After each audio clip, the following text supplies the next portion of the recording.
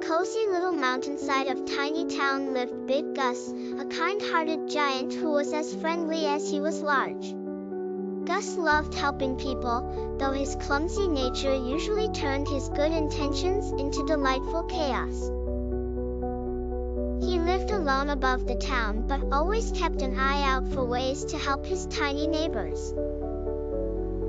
One sunny morning, Tiny Town woke to an unexpected problem. A band of mischievous raccoons decided to make the bakery their playground, stealing pies with glee.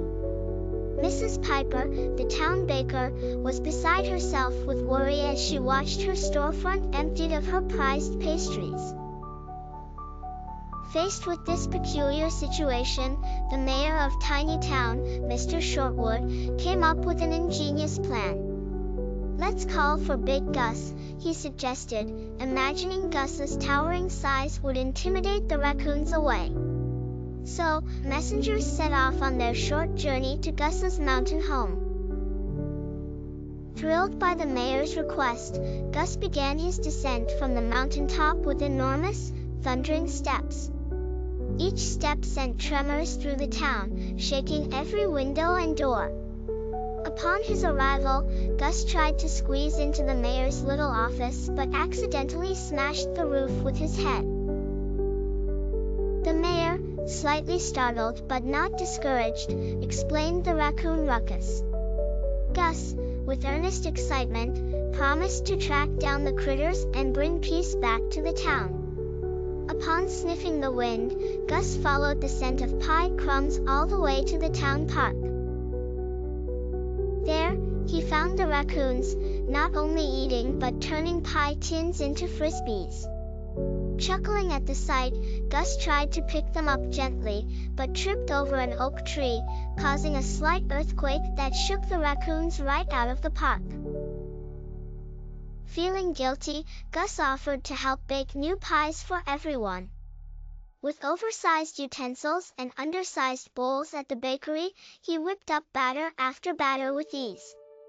The only trouble was his sneezes turned the kitchen into a floury snowfall. Undeterred by the powdery mess, Gus created the biggest pie anyone had ever seen. Crowds gathered to marvel and were soon joined by the sweet-toothed raccoons, noses twitching at the irresistible aroma. In a friendly gesture, Gus scooped up the furry bandits and offered them a slice, if they promised to reform their sticky-pawed ways. The raccoons agreed and surprisingly became earnest helpers, tidying up the bakery as a gesture of goodwill. Once again, Tiny Town was at peace, but Gus, in his giant heart, still felt he could do more. The very next day, an apparent menace loomed overhead, clouds arranged in the form of a dragon. Panic spread through Tiny Town until Gus, with bold determination, vowed to protect everyone. He clambered to the tallest hill, waved his enormous hand, and promptly burst the cloud with a chuckle, dispelling the frightened chatter. The townspeople, believing Gus had vanquished a real dragon, celebrated his bravery. He awkwardly smiled, becoming an unlikely hero. During the ensuing days, Gus continued to assist, from plucking boats out of rivers like toys to attempting to repair the faulty windmill, which humorously took off under his too mighty spin. His attempts at help, sprinkled with foibles, endeared him deeply to the townsfolk. Then one quiet afternoon, Gus heard anxious cries emanating from the schoolyard. A kitten was stuck, clinging tightly to a high branch. Gus extended his long arm, gently plucking the trembling fluff and delivering it safely to its delighted owner.